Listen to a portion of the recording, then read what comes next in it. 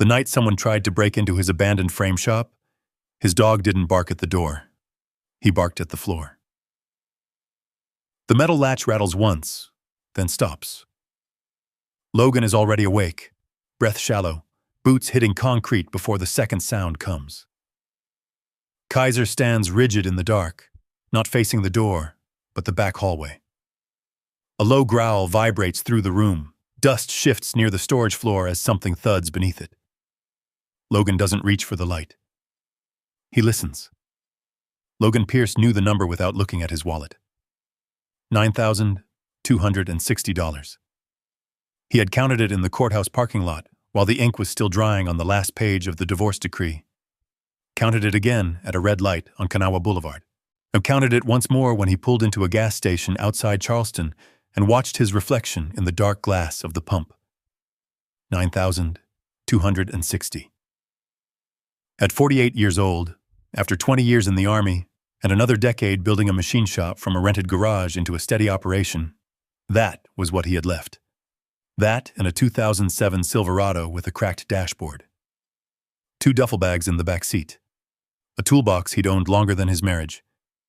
And Kaiser. The German Shepherd sat upright in the passenger seat, ears forward, amber eyes scanning every passing car like they were vehicles entering an unsecured checkpoint. Kaiser's muzzle had gone gray around the edges, but his back was still straight. He didn't look at Logan. He watched the world. The courthouse steps had been warm under the late afternoon sun. Vanessa had walked down them first, chin lifted, cream-colored coat pressed flat and perfect. Matthew had followed, phone already in his hand, talking in that even, measured tone he used in conference rooms. Neither of them had looked back. Logan hadn't expected them to. He'd signed where they told him to sign for years. Tax optimization, liability insulation, temporary transfers to strengthen credit lines. That was how it had always been explained. He had believed it because he was usually covered in metal shavings and grease when the papers were brought to him. Because when he came home at night, exhausted, Vanessa would set the folder down on the kitchen table and say, "Just routine." Because his son was a corporate attorney, and who questions their own son about paperwork? And by the time Logan understood that his voting shares in the Charleston machine shop had been diluted, then shifted, then absorbed into a holding entity with Vanessa's name at the top, the restructuring was complete. Legal, clean, hard to untangle. He had built that shop with his own hands, poured concrete for the first expansion himself, worked double shifts during the oil downturn to keep 2 welders on payroll. He could still feel the weight of the steel door he'd installed the year Matthew left for college. Now the shop was not his. He drove east as the sky turned the color of cooling embers. The mountains rose in dark folds ahead of him, layered and patient.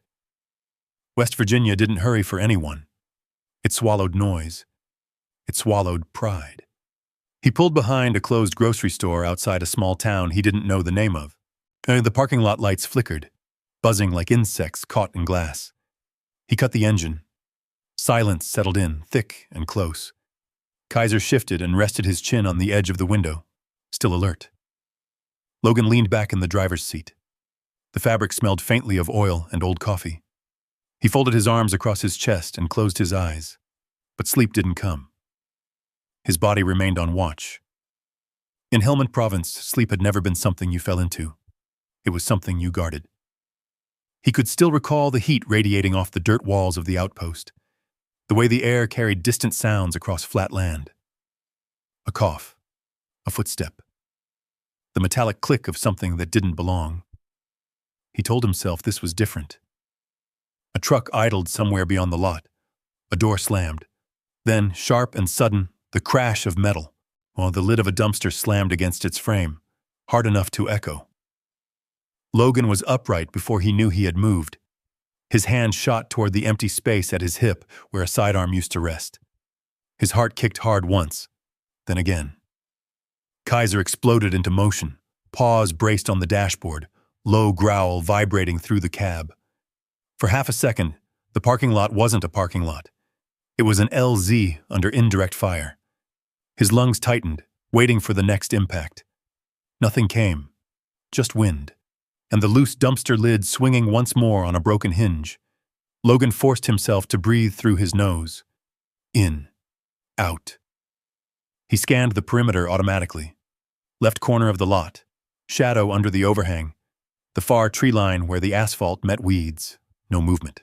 No silhouettes shifting. And he reached across and laid a hand on Kaiser's neck.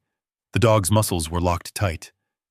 "It's clear," Logan muttered, though he wasn't sure whether he was telling the dog or himself. Kaiser's growl faded, but he didn't relax. Not fully. Logan leaned back again, but his body refused to sink into the seat. He stared at the ceiling of the truck cab and listened to his pulse slow, one beat at a time. $9,260. He did the math in his head. Insurance, fuel, food. Registration due in 3 months. If he was careful, he could stretch it. If he wasn't, it would disappear faster than mortar smoke and desert wind. He turned his head and looked at Kaiser. "You and me," he said quietly. The dog's ears flicked, but his eyes stayed on the dark lot. Logan thought about the last 2 years of his marriage, on about how meetings had happened without him, how Matthew had started using phrases like fiduciary responsibility and structural shielding at the dinner table, how Vanessa had begun closing doors before making phone calls. He had dismissed the discomfort, the same way he had dismissed distant popping sounds overseas. Not close enough to matter. Not yet. Now he was sleeping behind a grocery store, with the contents of his life in the back seat. A thin fog rolled down from the ridge sometime after midnight, softening the edges of the world. Logan finally drifted into a shallow sleep. He dreamed of a workshop floor slick with coolant, of a clipboard with his name missing from the top line, of a door that used to open for him without resistance. He woke before dawn. The sky over the mountains was pale and undecided. Kaiser was still upright, head angled toward the access road. The dog had not slept much. Logan started the engine and pulled back onto the highway. The road curved along the river, then climbed gradually into thicker woods. He drove without a destination, only away from the shape of Charleston. He didn't know where he was going. He only knew he would not ask to be let back in. As the truck climbed higher, cell signal bars dropped away one by one. The air grew cooler through the open window. Pine and damp earth replaced exhaust and pavement. Kaiser shifted and finally looked at him. Logan rested his hand on the steering wheel and watched the narrow 2-lane road disappear into the mountains. Someone had designed the paperwork. Someone had timed the transfers. Someone had known exactly when to place each page in front of him. He replayed the signatures in his mind, the calm tone, the steady pen, the way Matthew would say, "It's just procedural, Dad." Procedural. The mountains swallowed the last of the city behind him. Logan pressed the accelerator a little deeper. He had lost the shop. He had lost the house. He had lost the version of himself that trusted signatures more than silence. But he still had $9,260, and a dog that did not look away from the dark. By mid-morning, the road narrowed to a strip of asphalt stitched between ridgelines. The mountains pressed in close, not dramatic, just steady, the kind that had watched men dig coal out of their ribs for 100 years and then leave. Logan slowed as he passed a faded green sign. Black Hollow, population 312. Someone had shot at the sign once, and 3 bullet holes punched clean through the O. He rolled through town at 20 miles an hour. A gas station with 2 pumps leaned slightly toward the road, its canopy rusted through at the edges. A diner with blinds half drawn. A boarded pharmacy with a handwritten notice taped crooked in the window. Closed until further notice. Kaiser's posture changed.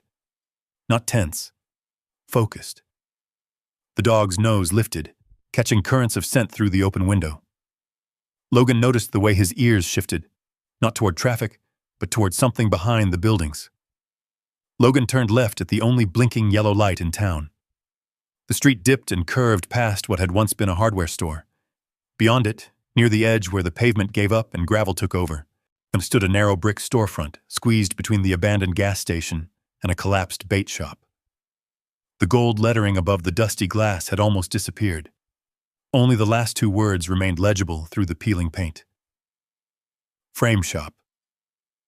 Logan pulled to the curb but didn't shut off the engine. He studied the structure the way he used to study compounds overseas. Slow, deliberate. Front entrance. Single pane glass. Old wood frame. Hinges intact. Awning partially torn but not collapsed. Brickwork stable. Foundation line visible along the base. Minor settling but no major shift. He checked the side alley through the mirror. Narrow. One metal trash bin. No obvious secondary access. Kaiser let out a low sound in his throat. Not a growl. A note. "What do you see?" Logan muttered. The dog was staring toward the back of the building. Logan cut the engine. The silence that followed was different from the parking lot the night before. Here, the quiet felt older. The mountains held it in place. He stepped out of the truck. Gravel crunched under his boots. Kaiser jumped down beside him and stayed close to his left knee without being told. The glass door was layered with dust. Through it, Logan could make out long tables stacked with frames. Cardboard leaning against walls. A counter tipped slightly to one side. A paper notice was taped inside, curling at the edges. "For sale. Call below." The number was written in blue ink. Logan stood there longer than necessary, not because he was deciding, because he was measuring. $9,260. He pulled out his phone and dialed. So a woman answered on the fourth ring.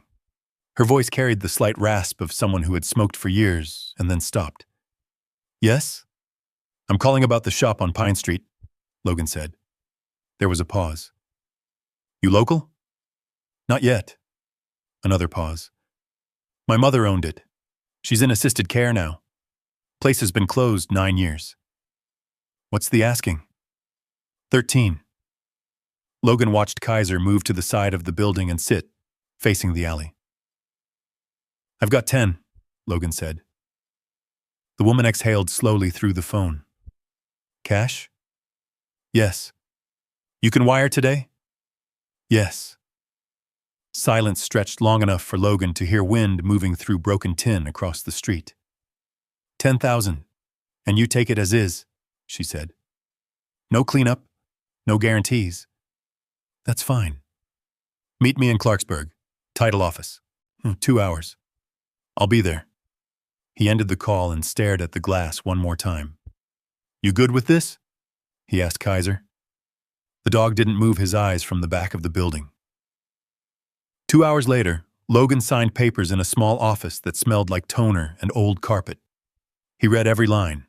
Not fast, not slow. He read them the way he had once checked coordinates before moving a team. The woman slid the final document across the desk. "Most folks said it wasn't worth tearing down," she said. "Roof still holds. That's about all I can promise." "That's enough," Logan replied. When he stepped back outside, $10,000 lighter, the air felt sharper. By late afternoon, he had parked the Silverado in front of the shop again, this time with a key in his hand. The lock resisted at first, then turned with a dry click. But the smell hit him immediately. Old wood dust, damp cardboard, the faint metallic scent of disuse. Kaiser entered first, not rushing, not hesitant. Logan waited at the threshold, a beat longer than necessary, letting his eyes adjust to the dim light slipping through the front glass. He closed the door behind him and listened. No echo of recent movement. No fresh scuff marks on the floor. Dust lay thick and undisturbed except for a faint line near the back hallway, as if something had been dragged once long ago. He didn't comment on it. Instead, he walked the perimeter. Front wall, stable. Windows intact but loose in their frames. Ceiling stained but not sagging. Floorboards solid under his weight. He ran a hand along the main work table. Even under dust, the wood was good. Hard maple, maybe. Kaiser had moved to the back hallway. But he stood there, not barking, not pawing, just staring down the narrow corridor where the light didn't reach. Logan followed his gaze. At the end of the hall was a darker rectangle. A door. Closed. The handle was old brass. The paint around it bubbled slightly, like the room behind had held moisture for too long. Logan stopped 3 steps short. Not today. he said quietly. He wasn't sure whether he was talking to Kaiser or himself. Instead, he turned back to the front room. He opened the breaker panel near the counter, flipped the main switch. Nothing happened. He tried again. A faint hum answered, then a single flicker from a ceiling bulb that burned out immediately. "Wiring's old," he muttered. He walked back outside, retrieved a flashlight and a small toolkit from the truck. When he returned, Kaiser was still at the hallway, guarding. Logan set down his gear and crouched near the front door to check the hinges. His movements were automatic. Tighten screws, test resistance, check alignment. Work steadied his breathing. By dusk, he had cleared a space behind the counter large enough for a folding cot. He spread a tarp on the floor, rolled out a thin sleeping pad, and placed his duffel at the head. The mountains darkened quickly outside the glass. Kaiser finally left the hallway and lay down near the front entrance, facing outward. Logan sat on the edge of the cot and studied the shape of the room in the fading light. He had traded nearly everything he had left for a building most people would have torn down. He didn't know yet why he had chosen this one. Maybe because it hadn't collapsed, or maybe because it had been forgotten, or maybe because his dog refused to look away from what stood at the end of that narrow hallway. Logan leaned back on the cot, but didn't lie down fully. He kept one boot on. The town outside had already gone silent. He watched the back door until the darkness swallowed it. Somewhere in the distance, wind moved through the trees like a low whisper across ridgelines. Kaiser's ears lifted slightly toward the hallway again. Logan followed the line of sight. The door at the end remained closed. Tomorrow, he told himself. Tomorrow, he would clear it. Logan woke before first light, not because he had slept well, but because his body refused to rest past dawn. For a moment, he didn't remember where he was. The ceiling above him was lower than the truck cab, while the air smelled like old lumber and damp plaster. Then he heard it. Kaiser's claws shifting slightly on the floorboards. Logan sat up without a sound. The front windows were still dark blue with early morning. No headlights outside. No engine noise. Just wind brushing along the brick exterior and the faint ticking of cooling metal somewhere in the walls. Kaiser was not at the door anymore. He was halfway down the hallway, standing. Logan rose slowly, boots already on, and walked toward him. The hallway felt narrower in the dim light. Dust lay thick against the baseboards, no footprints but their own. At the end stood the door. Same brass handle, same bubbled paint. Kaiser's posture was different this morning. His weight leaned forward. Not aggressive. Intent. "What is it?" Logan murmured. The dog didn't look back. When Logan placed his palm lightly against the door. Cold. He turned the handle. Locked. He studied the frame. The wood around the latch had darkened from moisture over time. Soft in places. Old lock. Not reinforced. He stepped back and scanned the hallway automatically. Left wall, right wall, ceiling line, floor seam. No secondary access visible. No fresh scratches. He returned to the front room and retrieved a thin pry bar from his toolbox. When he came back, Kaiser had not moved. Logan positioned the flat edge between the frame and the latch plate. He applied steady pressure, not force. Wood fibers creaked. The old screws resisted. He adjusted his angle. Push. The frame groaned. Push again. The wood split with a sharp crack that echoed down the hallway. Logan paused. Listened. No outside reaction. No shifting tires on gravel. No footsteps in the alley. He drove the pry bar deeper and leaned his shoulder into it. The latch gave way with a dry metallic snap. The door swung inward only a few inches before catching against something inside. Kaiser stiffened. Logan placed one hand on the door edge and pushed carefully. Resistance. He shifted sideways, widened the gap, and slipped his flashlight beam through. Dust hung thick in the air, disturbed for the first time in years. The smell hit him. Old linseed oil, dried canvas, something faintly metallic beneath it. He widened the opening another inch and stepped in. The beam of light revealed stacked picture frames leaning against one wall. A work table tilted at an angle. Rolls of canvas upright in a corner like silent sentries. Oh, and near the back, under a faded tarp, something lower. Squared off. Deliberate. Kaiser moved ahead of him now, slow and controlled. He sniffed once at the frames, then bypassed them entirely and went straight to the tarp. He didn't bark. He placed one paw on the fabric and scratched once, then again. Logan approached and pulled the tarp back. Underneath was a metal trunk, army surplus by the look of it. Olive drab once, now dulled by time. Corners reinforced. Lock intact but not heavy-duty. He crouched. The trunk had been positioned deliberately against the wall, flush, as if someone meant for it to stay. Kaiser lowered his head and inhaled near the latch. Logan ran his hand over the top surface. Dust thick but undisturbed, no recent prints. He reached for the latch. It was not locked. The lid lifted with a stiff hinge groan, and inside lay a stack of manila folders tied with twine. Beneath them, a thick envelope sealed in plastic, and below that, rolled documents, yellowed with age. Logan set the lid back gently and lifted the top bundle. The twine had darkened to near black. He untied it slowly. The first page bore a name in bold serif letters. Arthur Hale Whitmore. Logan read it twice. The next document was a certificate of copyright registration dated 1987. Federal seal, faint but visible. The listed heir, Eleanor Whitmore Pierce, Logan's mother's name. He stopped breathing for a moment. He sat back on his heels, the folder resting against his knee. Whitmore. His mother's maiden name had been Pierce. He had never heard Whitmore spoken in his house growing up. Not once. He flipped to the next page. A notarized document. Language formal, deliberate.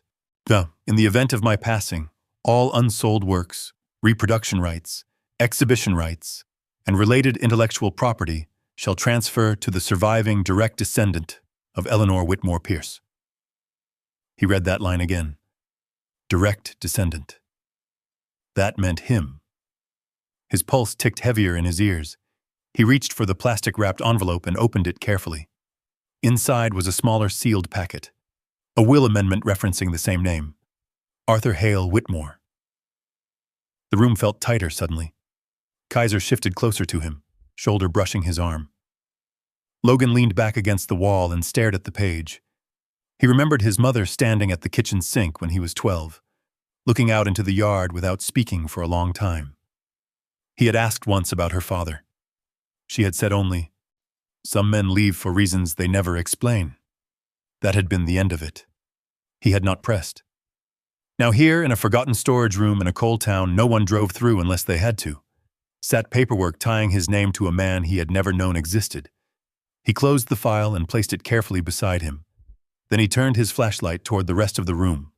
Against the far wall stood a row of framed canvases wrapped in brown paper. He rose and walked toward them. The first one he pulled forward was heavier than expected. He laid it flat against the table and peeled back the paper slowly. Deep blue appeared first. Then the shape of a porch roof angled against mountain light. A woman standing sideways, hands folded in front of her. In the lower right corner, a signature. H. Whitmore. Logan studied the brushwork without knowing the language for it. He knew craftsmanship. He knew when something was made with intention. He unwrapped another. A weathered gas station under afternoon light. 2 children sitting on the concrete step. Shadows falling long across cracked pavement. Another. A narrow dirt road between Appalachian ridges. A man standing at the edge of the frame, face turned partially away. Each one carried the same steady hand. This was not hobby work. This was someone who had seen this land and painted it as if he understood its weight. Kaiser circled the room once more, then returned to the trunk and sat beside it, guarding. Logan looked between the paintings and the paperwork. He had bought the building for $10,000, and inside it sat a legacy that might be worth far more, or might be worth nothing if no one cared. He thought of Matthew's voice on conference calls, of Vanessa's precise tone, of the way legal language could shift ownership quietly, efficiently. If this inheritance was real, if these rights predated his marriage, then they stood outside the reach of what had been taken from him. unless someone tried to pull them in. Logan gathered the folders and returned them to the trunk. He closed the lid but did not lock it. He stood in the doorway of the storage room and looked back once more at the canvases lined along the wall. Kaiser remained seated beside the trunk. "You found it," Logan said quietly. The dog's ears flicked. Outside, a pickup truck drove past on the main road. The sound faded quickly, but Logan stepped into the hallway and looked toward the front windows. Light had grown stronger. Morning had arrived without asking permission.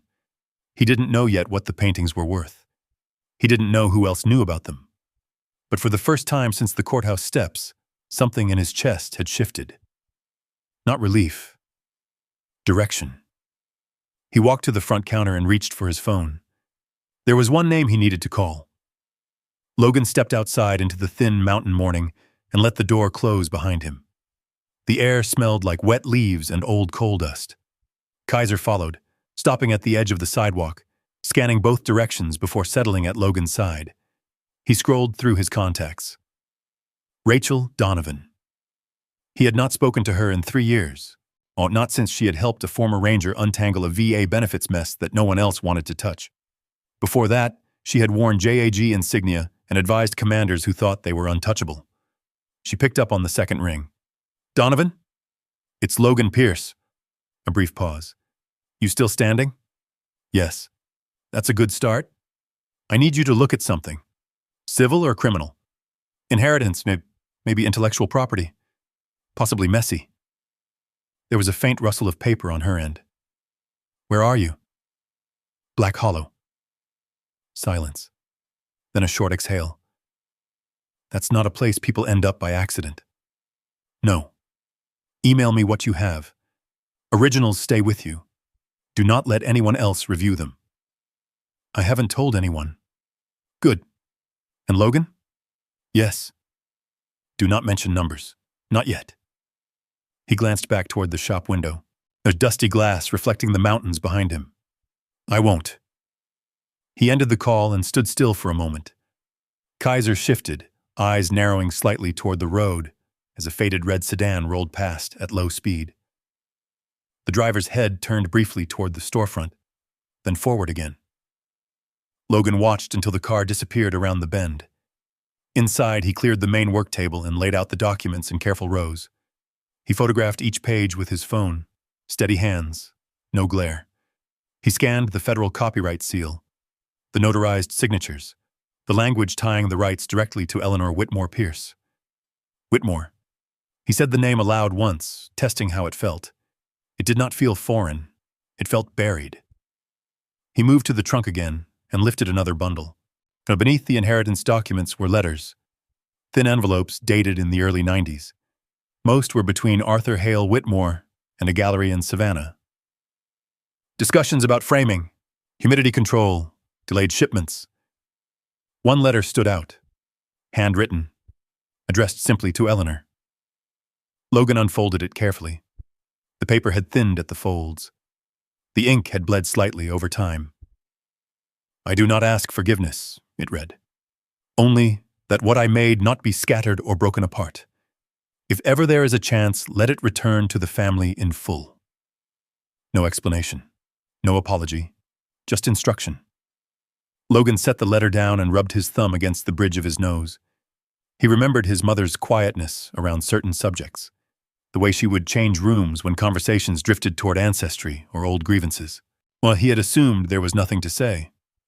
Now it felt like there had been too much. He spent the rest of the morning documenting the paintings one by one. He measured each frame, noted minor cracks in varnish, the condition of canvas stretchers. He worked methodically, like inventorying equipment before deployment. Kaiser remained near the hallway. Every so often the dog would lift his head toward the back door that opened into the alley. Logan noticed. He checked the alley twice before noon.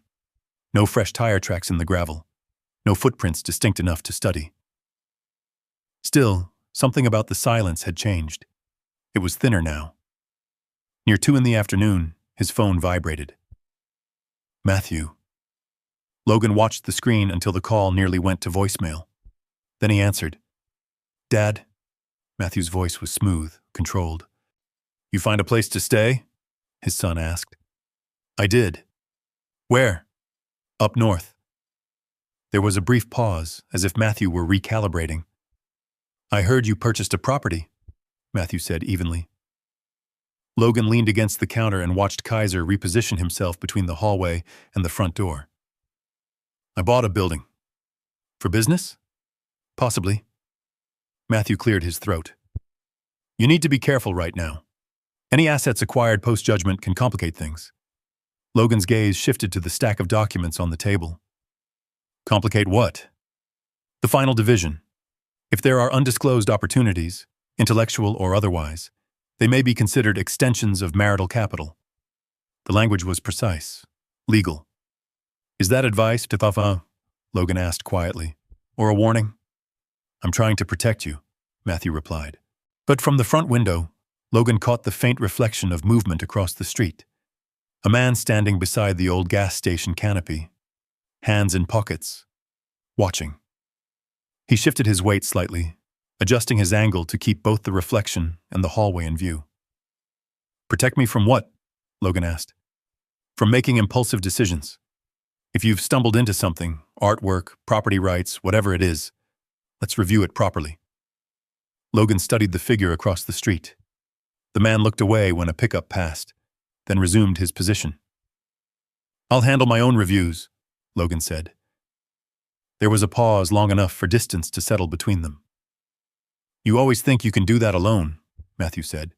And you always think paperwork solves everything. The silence thickened. Silence. Oh, just don't do anything irreversible, Matthew added. Logan ended the call without responding. He stepped outside slowly. The man across the street had begun walking toward the gas station building, as if he had simply been stretching his legs. Logan didn't call out. He watched the man's gait. Not local, he thought. Boots too clean. Shoulders set too square. Kaiser came to stand beside him, hackles slightly raised. The man disappeared behind the rusted canopy. Logan waited another 30 seconds before walking down the sidewalk and rounding the corner of the gas station. Empty. Only wind and peeling tin. He scanned the gravel. A set of tire tracks he hadn't noticed earlier cut shallow through the dust near the alley behind his shop. Recent. Not from his Silverado, and he crouched and pressed his fingers lightly into the imprint. Still loose. Kaiser moved to the alley entrance and stood rigid, nose high. Logan followed the line of sight. Nothing. But the stillness now felt intentional. He returned to the shop and replaced the front lock with a new deadbolt from his truck toolbox. Installed it carefully, ensuring alignment. Inside, he gathered the documents and placed them into a sealed plastic bin, then carried it into the storage room and set it back inside the trunk. He did not close the hallway door. He wanted visibility. As evening approached, clouds rolled in over the ridgeline. The light inside the shop dimmed earlier than the day before. Logan sat on the stool behind the counter, a legal pad in front of him. He wrote down 3 names: Arthur Hale Whitmore, Eleanor Whitmore Pierce, Matthew Pierce. The first 2 had been separated by silence. The third had been separated by signatures. Kaiser lifted his head sharply. A faint scrape echoed from the back of the building. Logan did not move immediately. He listened. Another scrape. Metal against brick. He stood slowly and walked toward the hallway, steps measured, weight balanced on the balls of his feet. The back door handle shifted once, then stilled. Kaiser moved ahead of him now, body low, breath steady. Logan reached the door and pressed his palm flat against it. He felt pressure from the other side. Not strong. Testing. His jaw tightened. Whoever stood there did not knock. They pushed again, slightly harder this time. Logan leaned his shoulder into the door, silent, resisting. The pressure withdrew. Footsteps retreated into gravel. He waited 5 full seconds before turning the knob and pulling the door open fast. The alley was empty. Only the faint echo of a car door closing somewhere beyond the gas station. Kaiser bolted forward a few steps, then stopped at Logan's sharp whistle. Hold! The dog froze, muscles coiled. Logan scanned the road. A dark sedan accelerated at the end of the block and disappeared around the curve. He stood there a long time, breathing through his nose. This was no longer coincidence. Someone knew. He closed the back door and slid a steel bar across the interior brackets he had just installed. Then he walked back to the main room and turned off the lights. He sat in the dark with Kaiser at his side, watching the faint glow of the street lamp reflect off the glass. The inheritance had a name, and now it had attention. Oh, Logan did not sleep that night. He didn't lie down either. He sat in the dark with his back against the wall behind the counter, one knee up, the other leg stretched out. Kaiser lay a few feet ahead of him, angled toward the hallway and the back door beyond it. The town had gone quiet by 10. By 11, even the wind had settled. Logan counted sounds the way he once counted distance to incoming fire. Refrigerator hum from the diner down the block. Loose sheet metal tapping faintly against brick. The occasional sigh of pine branches shifting on the ridge. At 12:17 a.m., tires rolled slow across gravel outside the alley. Not the quick pass-through of someone cutting across town. Slow, deliberate. Kaiser's head lifted before the engine cut. Logan did not move. His breathing stayed even. A car door opened, closed. Footsteps, soft, approaching from the rear. Logan reached beside him and picked up the heavy maglite he'd placed there earlier. Not a weapon, a tool. The back door handle turned once, then stopped. The steel bar held firm. A shadow passed across the thin line of light at the bottom of the door. Kaiser rose silently. The handle turned again, harder this time. The metal bracket rattled against the bar. Logan stood and moved into the hallway without a word. His steps were measured, controlled. Weight forward, eyes scanning. The pressure on the door increased. A dull thud followed, as if someone had leaned into it. Logan placed his palm flat against the inside. The person on the other side paused. For a moment, there was stillness. Two bodies separated by wood and steel. Then a whisper of movement. Metal sliding against something, and Kaiser's body lowered. Logan felt it before he heard it. The faint scrape of a blade testing the seam between door and frame. Back, Logan whispered. Kaiser shifted slightly but did not retreat. The blade slid in once more, searching for leverage. Logan stepped back just enough to change the angle. The next sound was sudden, a sharp crack as the metal tool slipped and struck the brick. And in that fraction of a second, Kaiser lunged. Logan had not given the command. The dog hit the door with his full weight just as the steel bar loosened slightly from its bracket. The door burst inward a few inches. A figure stood in the alley, face partially covered, knife flashing under the street lamp glow. Kaiser went for the forearm. The man shouted and stumbled back. Logan surged forward, shoulder into the door, forcing it wide. The alley erupted into movement. Kaiser had clamped down, jaws locked, dragging the man off balance. The knife fell to gravel. Another shadow moved near the car. "Drop it!" Logan barked, voice cutting through the night. The second figure froze for half a second, then bolted toward the driver's seat. The first man twisted violently, slamming his elbow down against Kaiser's side. The dog yelped, but did not release. Logan closed distance fast, grabbing the man's collar and wrenching him sideways. A punch landed against Logan's ribs. He absorbed it without reacting. He drove his knee forward, unbalancing the man completely. The man fell hard onto gravel. Kaiser released on command and repositioned, teeth bared inches from the man's throat. The sedan engine roared. Headlights flared.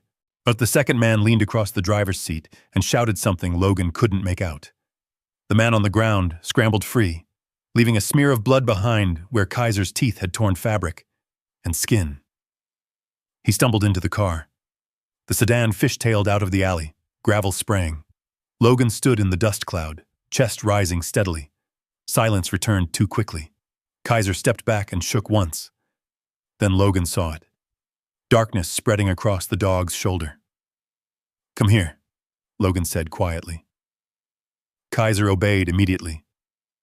Logan crouched under the dim alley light and ran his hands along the dog's fur. The blade had cut deep along the upper shoulder, just below the collar. Not a long slash, but deep enough.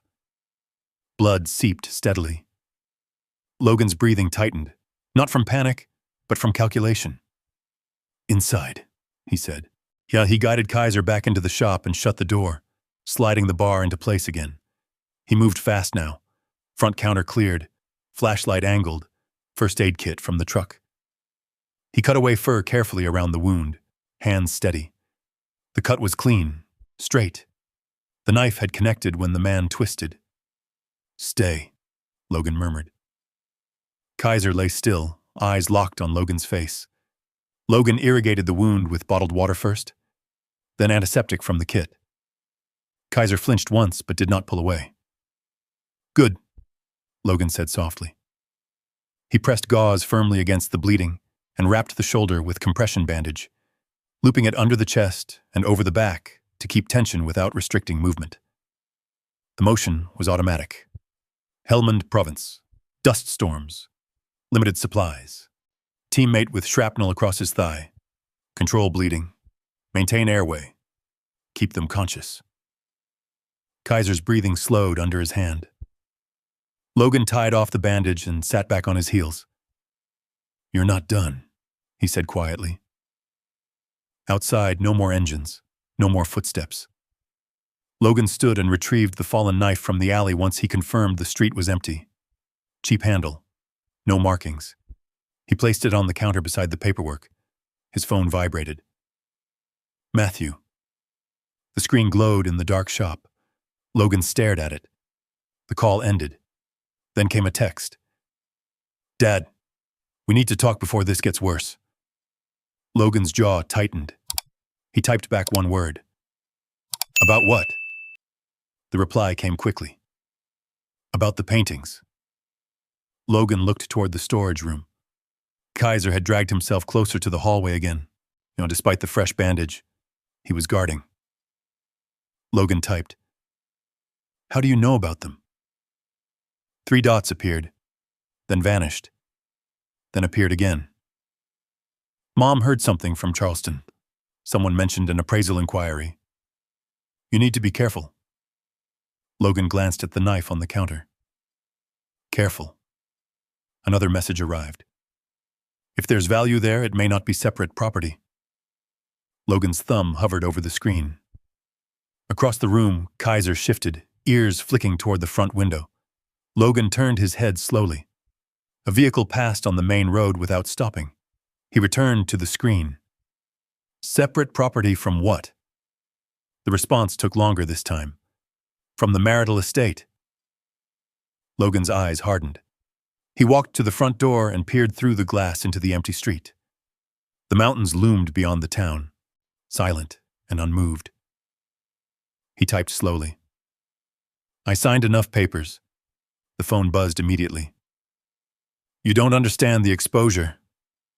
Logan exhaled through his nose. Exposure. He thought of the 2 men in the alley, of the blade slipping between door and frame, of Kaiser lunging without waiting for a command. He sent one final message. "I understand it better than you think." He powered the phone off. Then he turned back to Kaiser and crouched beside him again. "You're staying inside," Logan said. Kaiser's eyes flicked once toward the back door. Logan ran his hand lightly over the dog's head. "You held the line." Outside, somewhere beyond the ridge, thunder rolled faintly, storm moving in. Logan rose and began reinforcing the door frame with additional screws from his toolbox, drilling them deep into brick anchors. Thus, each turn of the drill bit sounded louder than it should have in the quiet shop. This was no random break-in. Someone had known exactly which door to test, and someone in Charleston had known about the paintings before Logan had even finished documenting them. The storm reached Black Hollow just before dawn. Rain struck the tin canopy across the street in steady sheets. Logan sat again in the darkness, back to the wall, watching both doors. Kaiser's breathing steadied, though every now and then a small tremor passed through his shoulder. Logan reached down and adjusted the bandage one more time. He did not close his eyes. The inheritance had a name. Now it had blood on the concrete. The rain washed most of it away before sunrise. By the time the storm thinned into mist, the alley behind the frame shop looked ordinary again. Gravel darkened by water. A faint smear near the brick wall where a man had stumbled. Nothing that would hold up in a courtroom. Logan stepped outside just after dawn, Kaiser at his side. The dog moved slower now, favoring his left shoulder slightly. The bandage held. No fresh bleeding. Eyes clear. Easy, Logan said quietly. He crouched at the edge of the alley and studied the ground. 2 distinct tire tracks cut through the wet gravel. Narrow tread. Probably a mid-sized sedan. They entered slow. Left fast. The spray pattern told him that much. He walked 10 paces toward the street and stopped. No dropped wallet. No abandoned phone. The men had not been amateurs. He returned inside and dialed the local sheriff's office. It took 7 rings before someone answered. "Oh, County Dispatch. This is Logan Pierce. I need a deputy out at 214 Pine Street. Attempted break-in. Assault with a knife." A pause. "You injured?" "No." "Anyone else?" "My dog." Another pause. "You'll need to file a report. We're short this morning. Might be an hour." "That's fine." He ended the call and locked the front door. Kaiser lay near the counter now, head resting on his paws but eyes tracking every movement. Logan knelt again and checked the wound. Swelling minimal. Clean cut. The dog's pulse steady beneath his fingers. "You did what you were trained to do," Logan murmured. The words came out before he realized he was speaking to both of them. The sound of the knife slipping between wood and brick replayed in his head. So did the flash of steel under streetlight. And for a second, only a second, the alley had not been an alley. It had been a compound wall at night, distant rotor wash overhead, radio static in his ear, contact rear. The memory slid in without permission.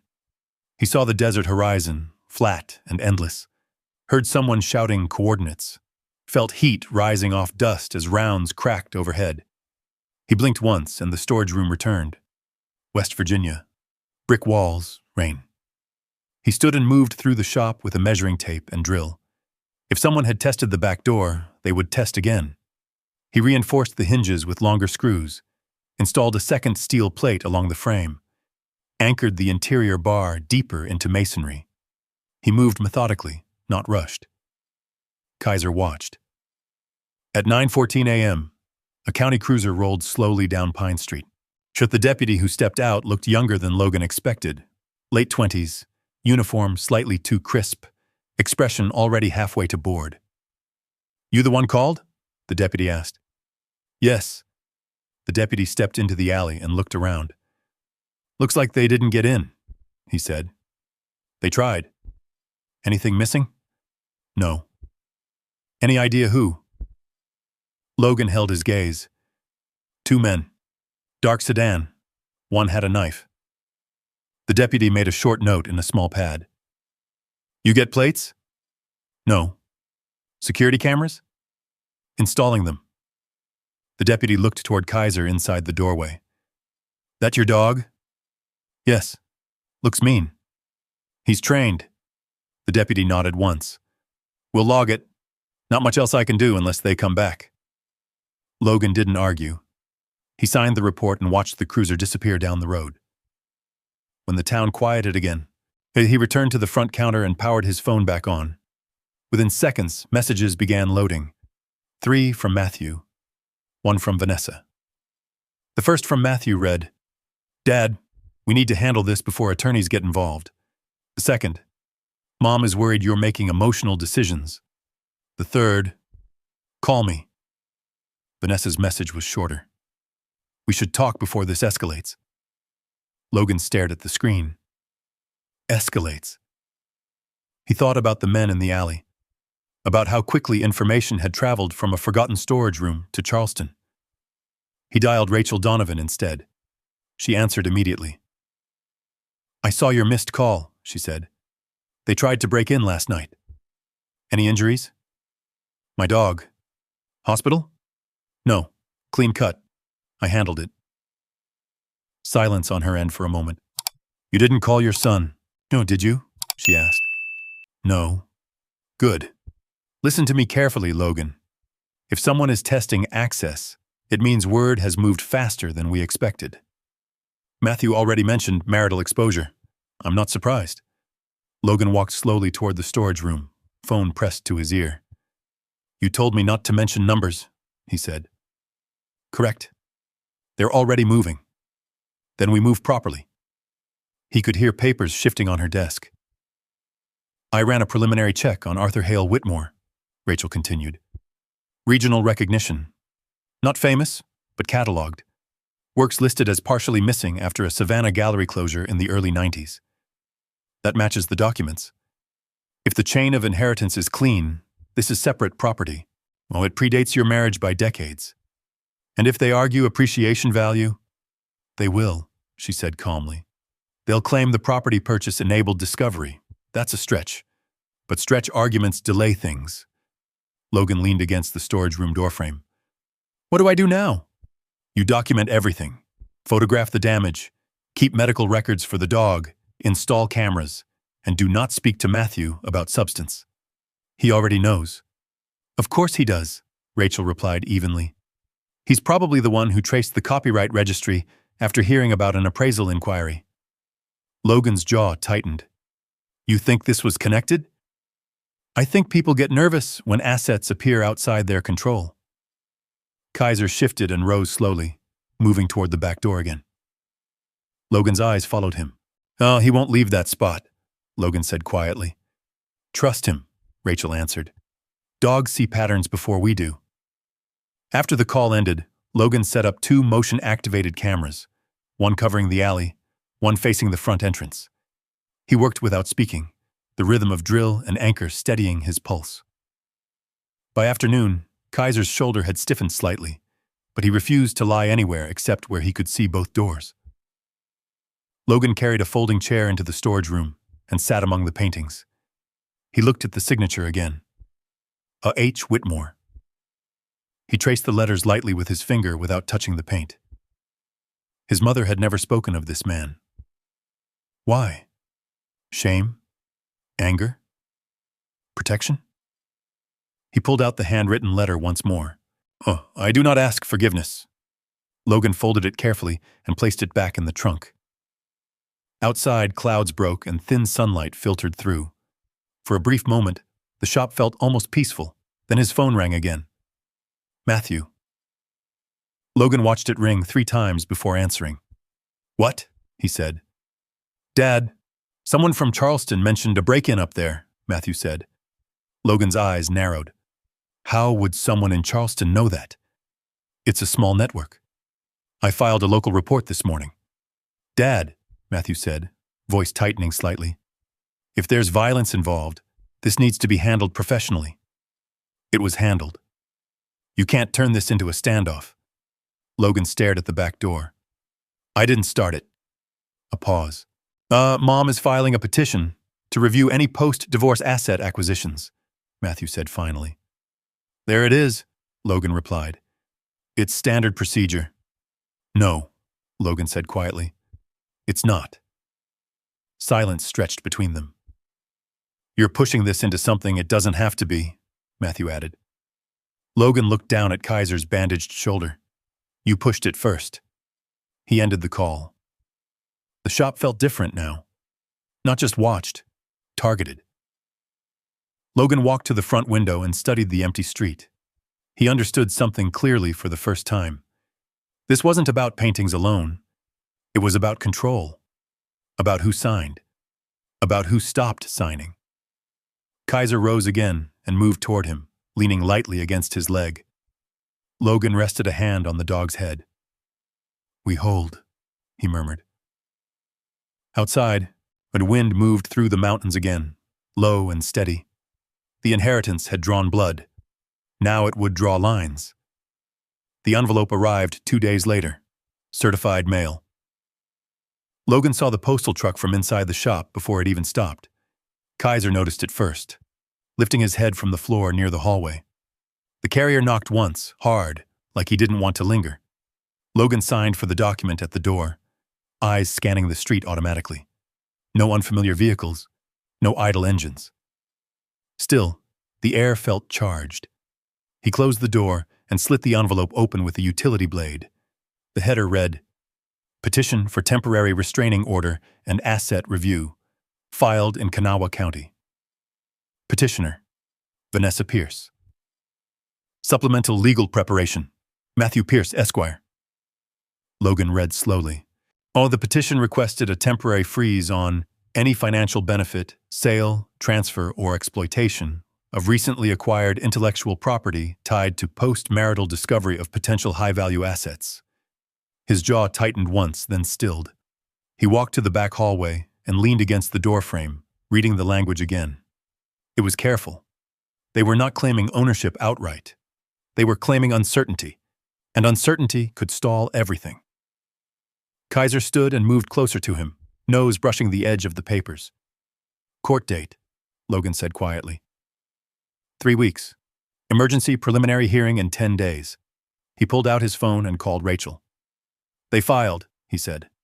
I expected it, she replied. Temporary freeze request. Send me a copy. He photographed each page and forwarded it. They're arguing appreciation value tied to post-divorce capital, Rachel said after a moment. They'll claim that without your $10,000 purchase, the paintings would have remained undiscovered. Therefore, the discovery itself constitutes marital extension. That's thin. It doesn't have to be strong. It just has to create delay. Logan looked down at Kaiser. They want time. Yes, Rachel said. Time gives leverage. Logan walked toward the front windows. And what do we want? He asked. We want clarity, she said. And we want their previous asset restructuring brought into light. Logan went still. What do you mean? Matthew can't advise one's spouse during asset transfers and then argue fairness later without scrutiny. If they push too hard, they risk reopening the shop restructuring. Logan stared at the mountains beyond town. You think the judge will look at that? If presented properly. He exhaled slowly. Bring everything, Rachel added. Original inheritance documents, copyright registry confirmations, photographs, and Logan, bring your dog. He almost smiled. Why? Because if there's any dispute about security or risk, the fact that someone already attempted forced entry matters. He ended the call and knelt beside Kaiser. You're coming with me, he said. The dog's ears flicked forward. The courthouse sat at the edge of a neighboring county seat, brick facade worn by weather and time. Smaller than Charleston's. Quieter. Logan parked beneath a sycamore tree and shut off the engine. Kaiser stepped down carefully, on shoulder still wrapped, but stronger now. They walked toward the entrance together. Inside, the air smelled like polished wood and old paper. Rachel Donovan waited near the courtroom doors, gray hair cut short, navy blazer sharp without trying. She took in Logan's posture first, then Kaiser's bandage. Looks worse than it is? She asked.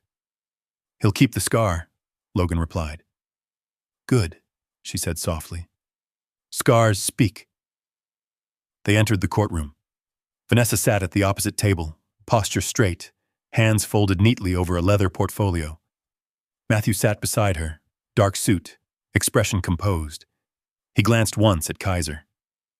Logan met his son's eyes and held them for a beat longer than necessary. No nod. No greeting. The judge entered. Preliminary hearings moved quickly here. Rachel rose first. Your Honor, she began. Her voice even. The petitioner seeks to freeze property that predates the marriage by decades. She laid out the inheritance documents carefully, each notarized page placed on the clerk's table. The federal copyright registrations followed. The chain of inheritance from Arthur Hale Whitmore to Eleanor Whitmore Pierce to Logan. Matthew stood when it was his turn. Your Honor, he said, tone controlled, while the original creation may predate the marriage, the discovery and potential commercial exploitation occurred only after the dissolution. The acquisition of the building enabled access. Logan remained seated, hands folded, breathing steady. He had briefed commanders before operations in Hillmond under far more pressure than this. He knew the rhythm of controlled speech, the cadence of argument. Rachel did not interrupt Matthew. No, she waited. Then she said, If discovery constitutes ownership extension, then any unopened box in a storage unit would remain perpetually vulnerable to retroactive claims.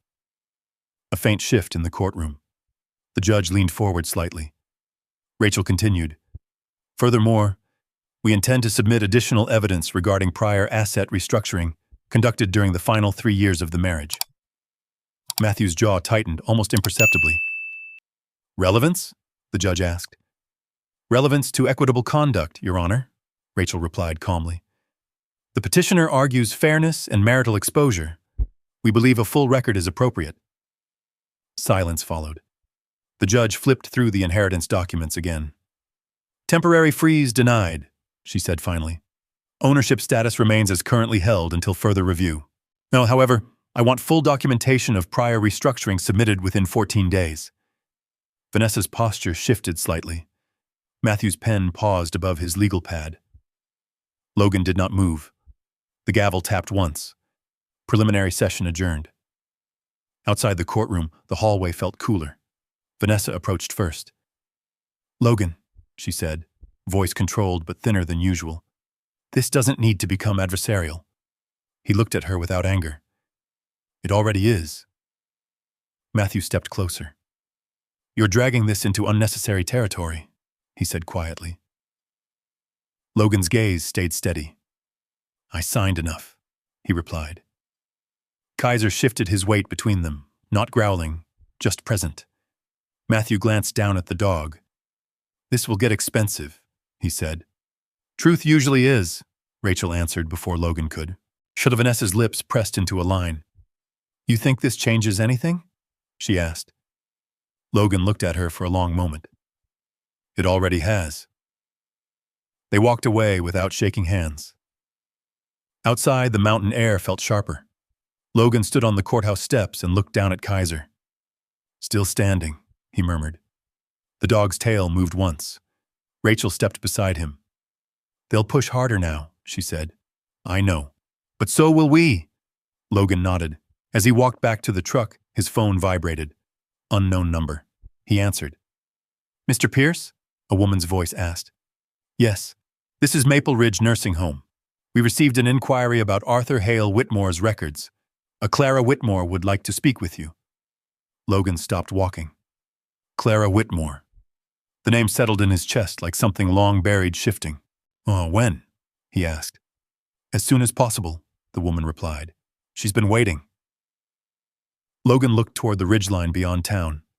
Lines had been drawn. Now something older was reaching forward. Maple Ridge Nursing Home sat on a rise above the highway. Its brick exterior faded to the color of dried clay. A line of maple trees stood guard along the driveway, their leaves already thinning in the early Appalachian fall. Logan parked beneath the last tree in the row and shut off the engine. Kaiser remained in the back seat this time. Stay, Logan said quietly. The dog held his gaze, then settled back onto the blanket Logan had laid across the seats. The bandage at his shoulder had been replaced that morning. The swelling had gone down. The scar line would remain. Logan locked the truck and walked toward the entrance alone. The automatic doors slid open with a mechanical sigh. Inside, the air smelled faintly of disinfectant and overcooked vegetables. A television murmured somewhere down the hall. Fluorescent lights hummed overhead. At the front desk, a woman in her 40s with reading glasses perched low on her nose looked up. Mr. Pierce? She asked. Yes. She's been waiting. The hallway carpet muffled his steps. Wheelchairs lined one wall. Framed photographs of mountains and rivers hung evenly spaced, the colors slightly washed out. Room 312. The door was half open. Clara Whitmore sat by the window, her profile outlined by thin afternoon light. She was smaller than Logan expected. White hair cut short, hands folded over a knit blanket. She turned before he spoke. You have her eyes, she said. Logan stopped just inside the doorway. Excuse me? Eleanor's eyes, Clara said quietly. Blue, but not soft. Logan stepped closer. You're Clara Whitmore? She nodded once. And you're Arthur Hale Whitmore's granddaughter, Logan said. A faint smile touched the corner of her mouth. I am. He pulled a chair closer and sat. For a moment, neither spoke. Clara studied his face carefully, as if comparing it to something preserved in memory. Is Eleanor still living?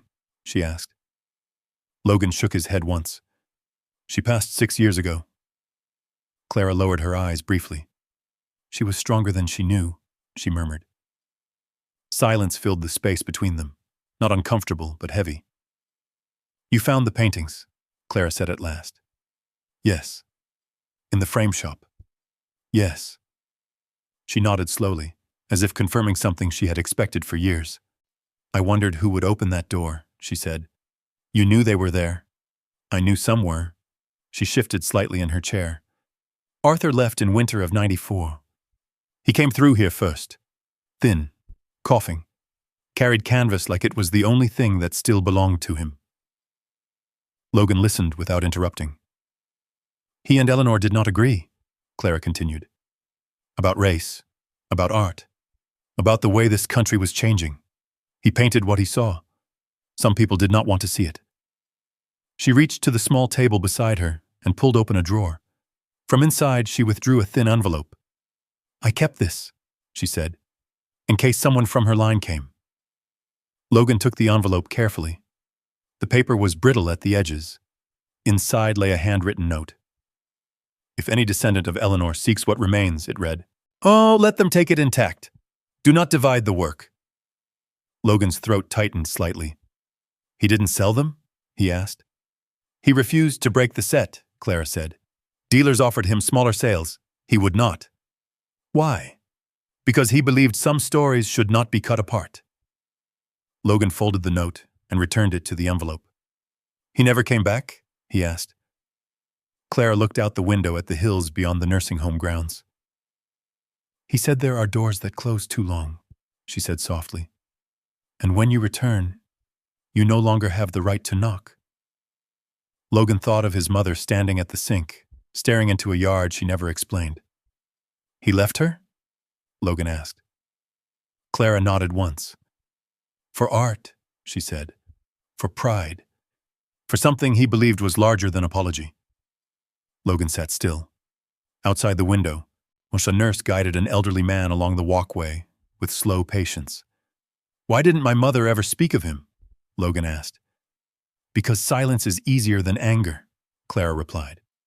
They sat quietly for a moment. Then Clara's gaze sharpened slightly. You've had trouble already, she said. Logan looked up. How did you know? The kind of inheritance Arthur left doesn't stay hidden once paperwork moves, she said. People notice registry updates, copyright confirmations. Logan nodded slowly. Someone tried to force entry, he said. Clara's fingers tightened slightly over the blanket. They always think art is soft, she murmured, until they realize it carries weight. Logan rose and walked to the window, hands behind his back.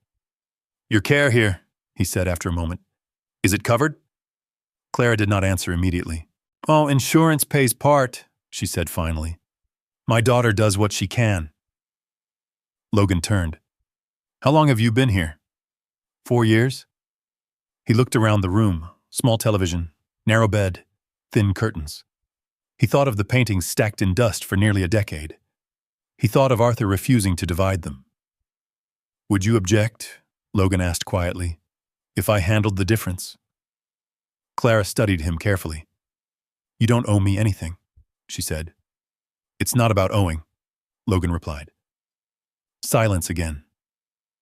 Then Clara nodded once.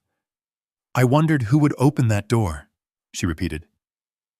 Logan stepped into the hallway and asked for the administrative office. An hour later, he signed paperwork committing to cover the remaining balance for an upgraded care plan. No announcement, no discussion, just signature. This time, he read every line. When he returned to Clara's room, she was still by the window. Thank you, she said simply. Logan shook his head. He wanted the work intact, he said. I'll keep it that way. Clara looked at him for a long moment. You look like him when you say that, she said. Logan didn't respond. He left the nursing home just before sunset. Kaiser lifted his head as he approached the truck. Clear? Logan asked softly. The dog's ears twitched. They drove back toward Black Hollow in silence. The mountains seemed closer now. He understood something differently than before. This wasn't just legal positioning. This wasn't just property. It was lineage, and someone had already tried to cut it apart. As he pulled into Pine Street, he noticed a dark sedan parked half a block away, not moving, engine off. Logan slowed. The sedan's windows were tinted. Kaiser's body stiffened in the back seat. Logan drove past without turning his head. He parked normally in front of the shop, stepped out, unlocked the door. Only when he reached the threshold did he glance down the street. The sedan's headlights flicked on, then off. It did not move. Logan closed the shop door behind him. Lines had been drawn. Now the past had stepped forward to stand beside him. The second hearing filled more seats than the first. Word had traveled beyond Pine Street. By the time Logan parked outside the county courthouse, 2 unfamiliar cars were already lined along the curb. A local reporter leaned against a lamppost, flipping through a small notepad. Someone from a regional arts foundation stood near the steps, pretending not to watch the entrance. But Logan stepped out of the Silverado. Kaiser followed. The bandage had been replaced with a lighter wrap now, the wound closing clean, but the fur shaved uneven around it. The scar would remain a narrow, pale line through black coat. Logan adjusted the leash loosely in his hand. They walked toward the courthouse without speaking. Inside, the air felt different from the previous session. Charged. Rachel Donovan waited near the courtroom doors again, a thick binder under her arm this time. "You see the audience?" she murmured quietly. "Yes." "They smell value." Logan nodded once. "And the sedan?" she asked. "Still around." Rachel's eyes narrowed slightly, but she didn't comment further. They entered the courtroom. Vanessa sat upright at the plaintiff's table, posture immaculate. Matthew beside her, on papers stacked neatly in front of him. A new attorney joined them, gray suit, silver tie, eyes that assessed everything. The judge entered. This time there was no softness in the room. Rachel rose first. "Your Honor," she began, "we submit documentation requested at the previous session regarding prior asset restructuring during the final 3 years of the marriage." She placed the binder on the clerk's table. Logan watched Matthew's expression without turning his head.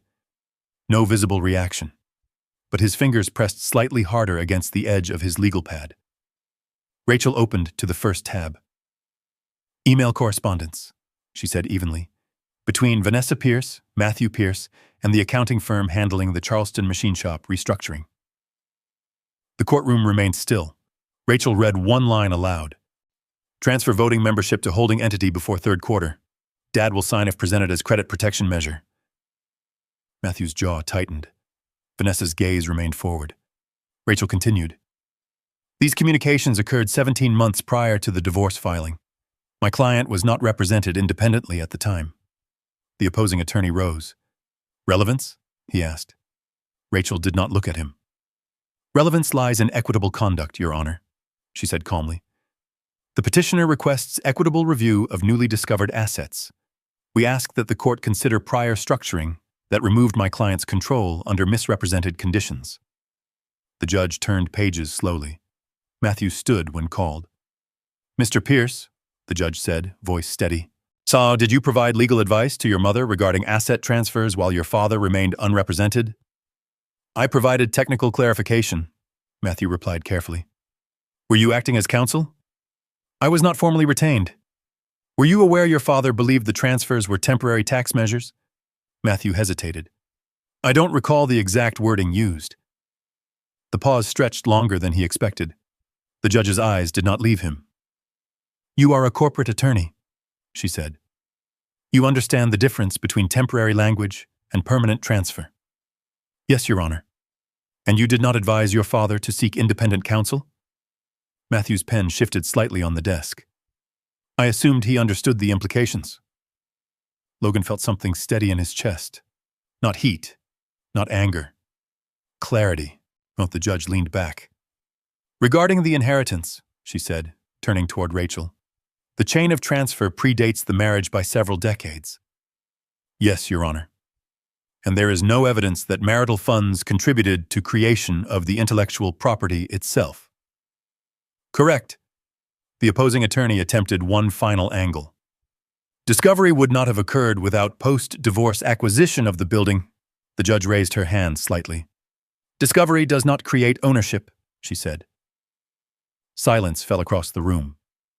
The request for temporary freeze is denied, the judge continued. The court recognizes the inheritance as separate property pending any additional substantive evidence. A subtle exhale rippled through the gallery, but the judge did not finish.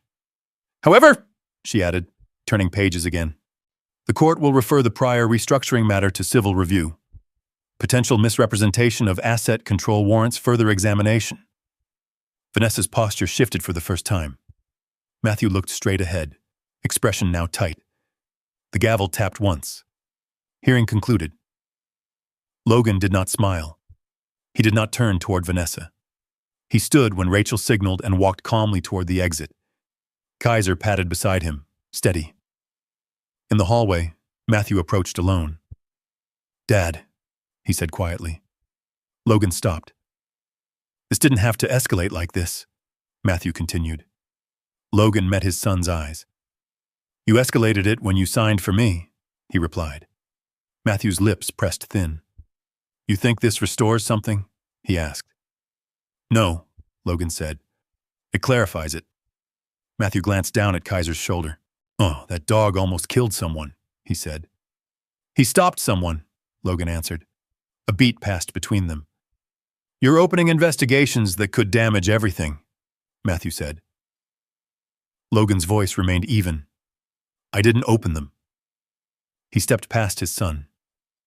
Outside, the courthouse steps were brighter than expected. Sunlight cut sharply through thinning clouds. The reporter approached cautiously. Mr. Pierce, she asked, are you planning an exhibition of the Whitmore works? Logan paused only briefly. Yes, he said. When? When they're ready. He walked toward the truck without adding more. Rachel caught up beside him. You held steady, she said.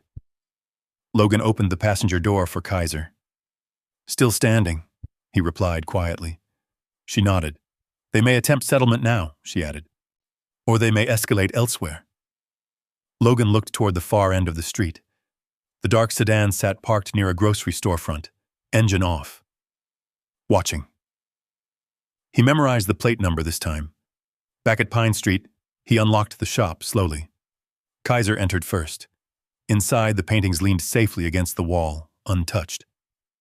Logan walked into the storage room and opened the trunk again. He lifted the handwritten note from Arthur Hale Whitmore.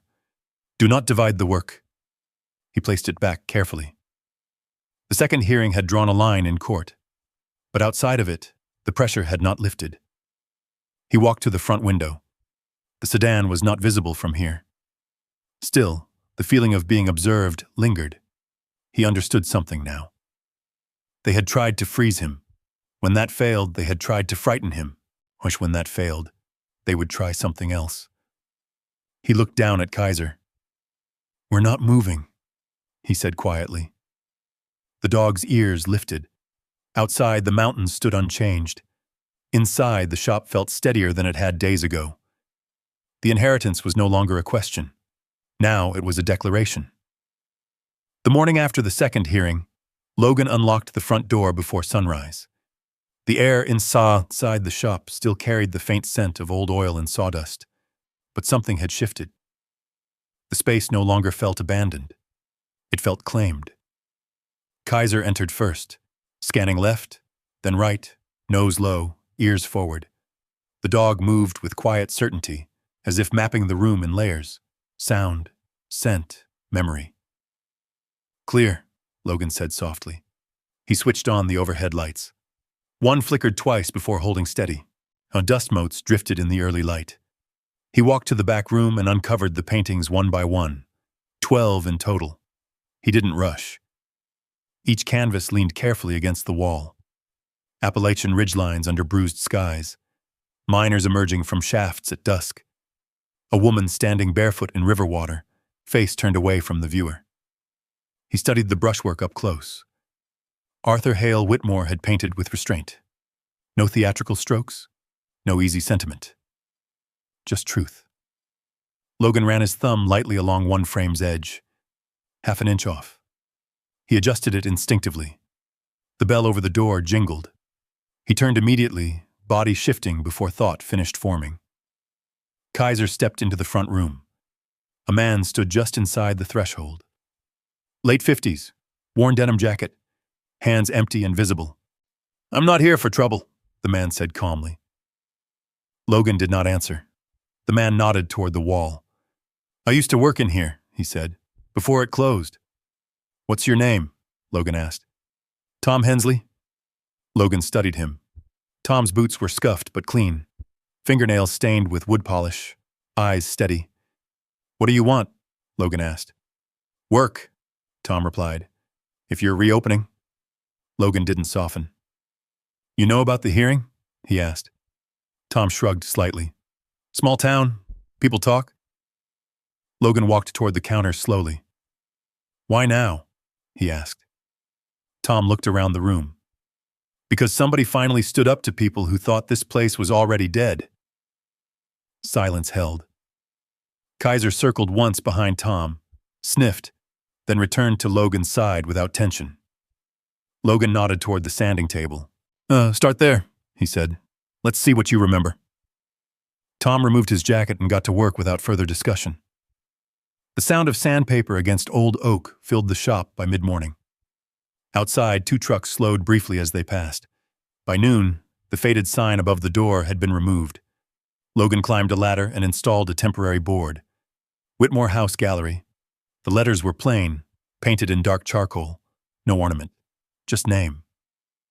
By afternoon, Rachel stopped by with a stack of release forms. "Local paper wants a preview," she said. Logan wiped sawdust from his hands. "Let them photograph the exterior," he replied. "No interior yet." She nodded. "And Matthew called." Logan didn't react. He said his mother would consider mediation. Logan stepped down from the ladder. "Mediation over what?" he asked, but Rachel hesitated. "They're concerned about the civil referral." Logan looked at the paintings lining the wall. "They should be." Rachel studied him for a moment. "You're not angry," she observed. "No." "Then what are you?" Logan thought briefly. "Finished signing things I don't read." Rachel allowed herself a faint smile. "Good." She left shortly after. That evening, Logan stayed late. He replaced the front counter with reclaimed oak he'd sourced from an old barn outside town. Measured twice, cut once, sanded edges smooth. Kaiser lay near the door, watching the street through the lower pane of glass. At one point, the dog's ears lifted sharply. Logan paused. A vehicle idled briefly outside. He walked to the window without sudden movement. The dark sedan again, parked across the street. Engine running. He memorized the driver's silhouette. Male, baseball cap, phone in hand. Logan stepped back. He did not approach. Instead, he switched off the front lights and moved to the back office. He retrieved the small notepad where he'd written the license plate number, added the time, documented. Pattern, not paranoia. The sedan pulled away minutes later. Kaiser relaxed. Later that night, Logan spread the 12 paintings across the main room floor. He stood in the center, moved one slightly left, another slightly forward, adjusted spacing by inches, measured lines of sight from the doorway.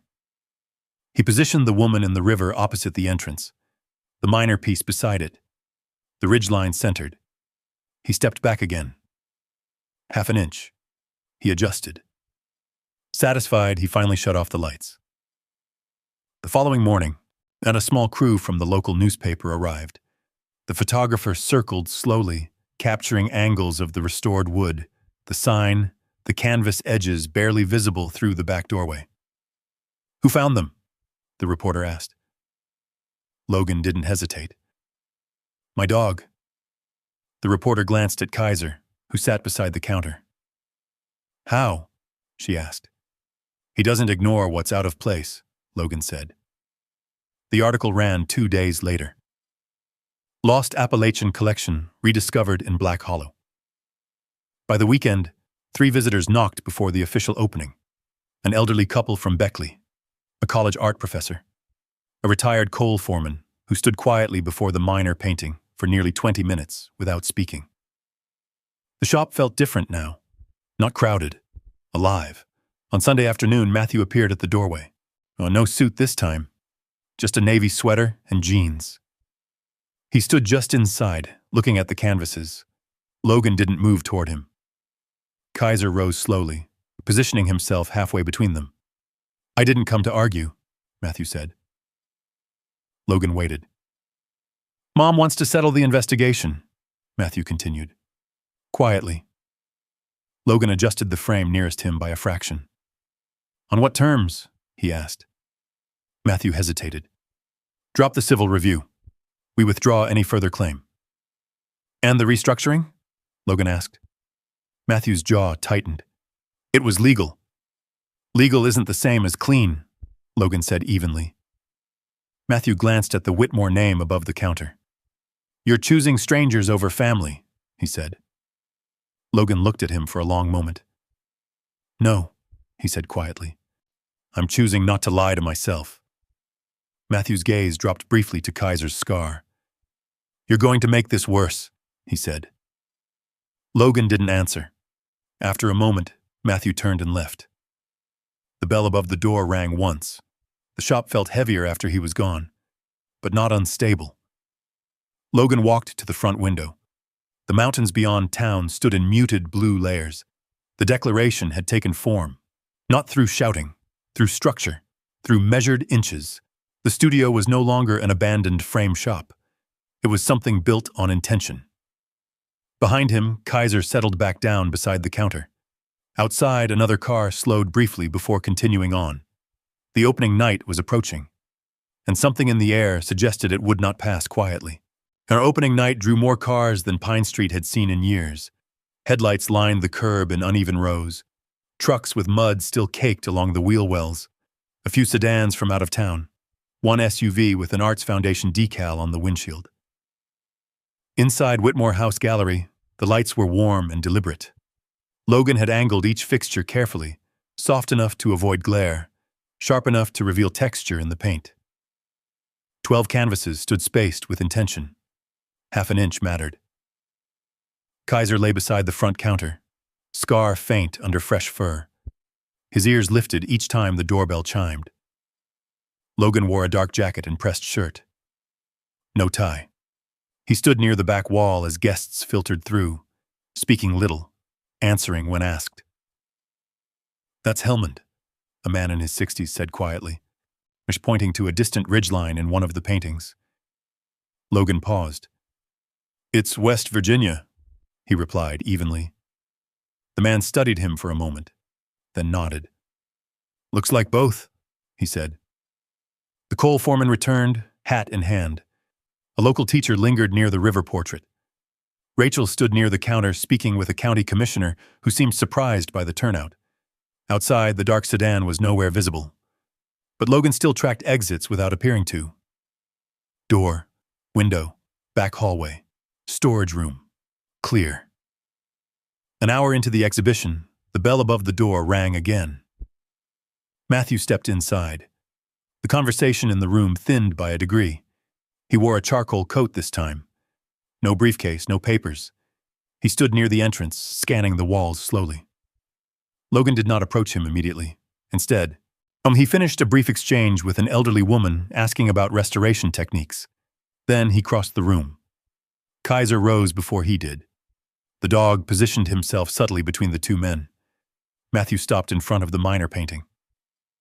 "They're good," he said quietly. Logan stood beside him. "Yes." A long pause. "I didn't think they would matter this much," Matthew admitted. "They don't," Logan replied. "Not the way you think." Matthew's eyes shifted.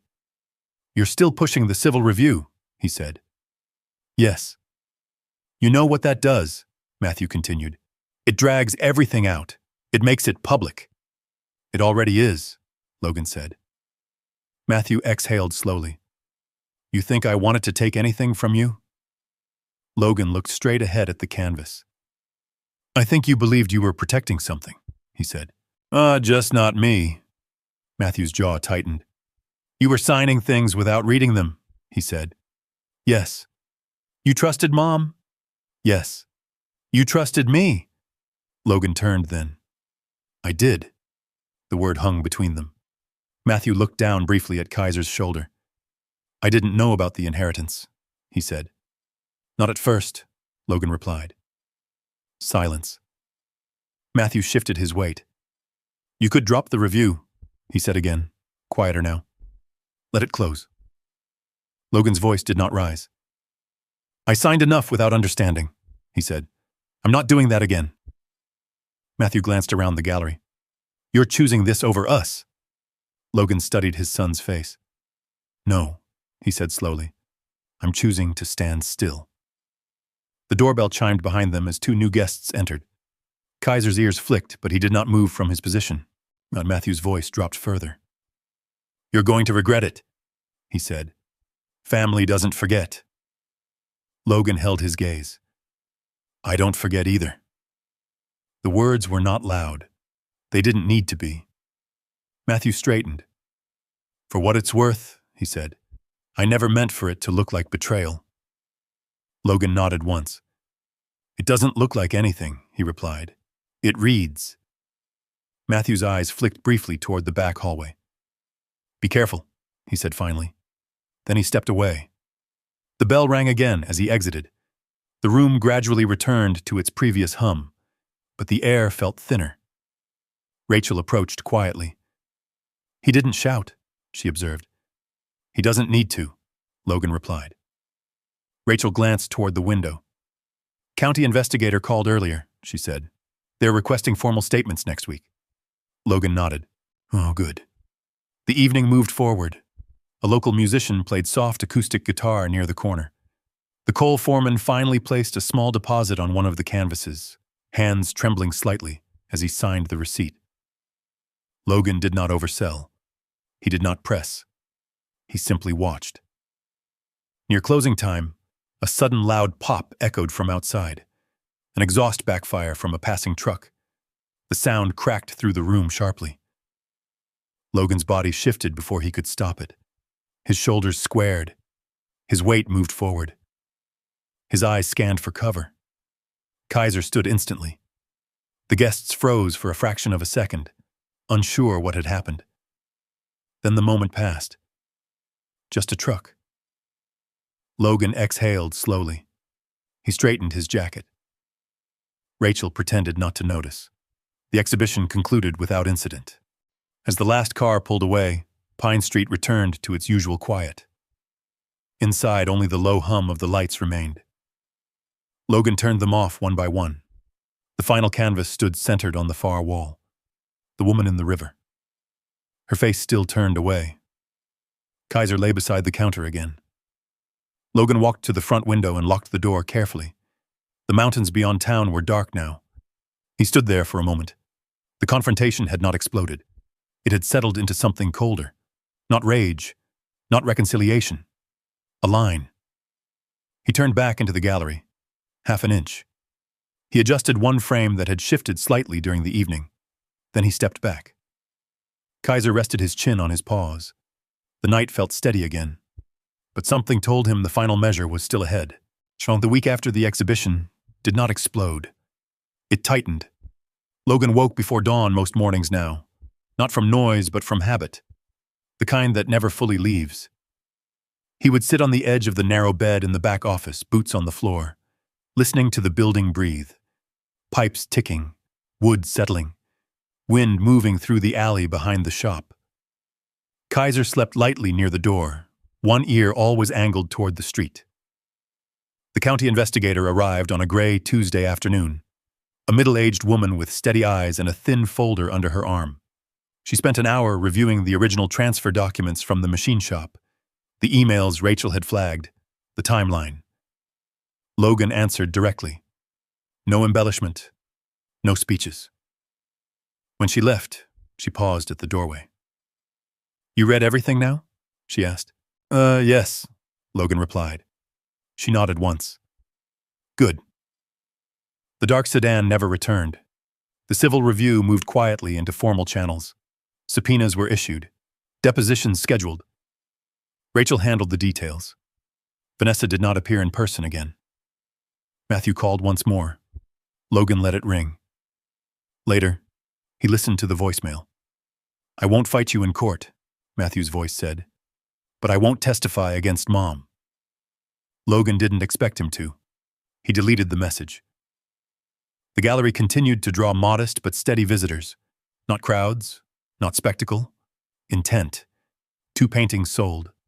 The coal foreman's deposit cleared. A professor placed a hold on the river portrait. Logan did not rush the process. He paid the upgraded care plan for Clara at Maple Ridge without comment, and she sent a handwritten thank you card that read simply, "He would have liked this."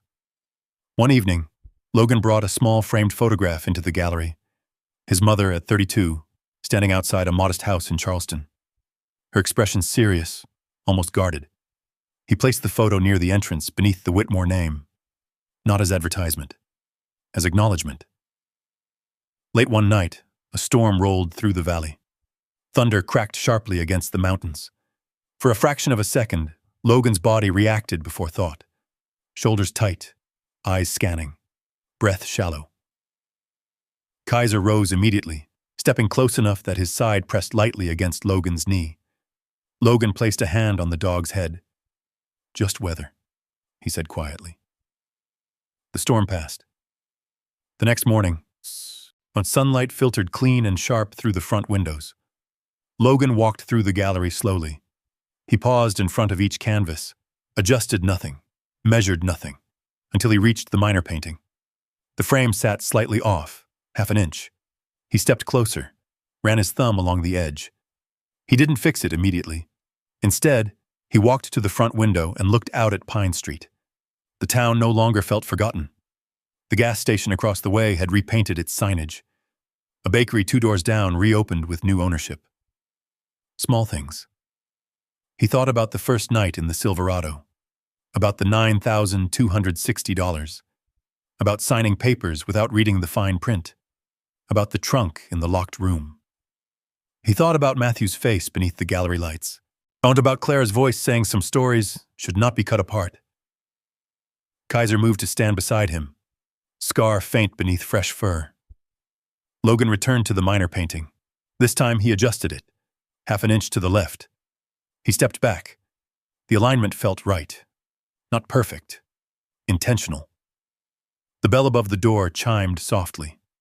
A young couple entered, quiet and uncertain. "Are you open?" the woman asked.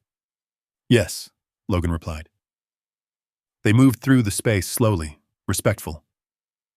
Kaiser lay near the counter, watching but calm. Logan stood near the back wall, hands resting loosely at his sides. He was no longer guarding the room. He was holding it. When the couple left, they paused by the photograph of Eleanor. "She looks strong," the man said. "She was," Logan answered. After they were gone, the gallery settled into late afternoon light.